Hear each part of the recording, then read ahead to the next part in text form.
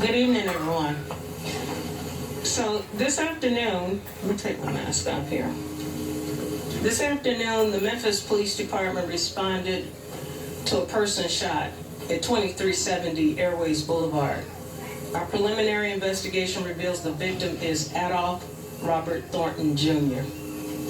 This shooting is another example of the senseless gun violence that we have seen far too often locally and nationwide. Too many families, too many mothers, too many fathers have suffered in our city, and quite frankly, I think we are all tired of it. Our hearts go out to the Thornton family and all who are affected by this horrific act of violence. Tonight, we strongly encourage everyone to stay home if you do not have to be out. We also strongly encourage everyone to remain calm as we actively perform our investigation. The Memphis Police Department is providing an increased presence in areas of the city that might be directly impacted by this unfortunate incident. We are committed to working with the community to stop these senseless murders. We're also dedicated to bringing those responsible for today's shooting and others to justice. We encourage anyone who has any information about this incident to call Crime Stoppers at 901-528-2274. Let me say that again, 901-528-2274.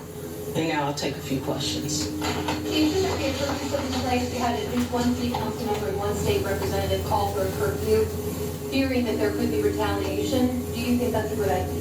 Well, we're taking all of these requests into consideration, and we're continuing to communicate with our city officials and evaluate the situation so that we can make the best decision. And it doesn't mean that we won't have a curfew at some point in time, but right now we think that the deployment of our officers in the specific areas that are impacted the most will be enough presence for tonight. And as I said before, we are encouraging everyone to stay in if they don't have to be out.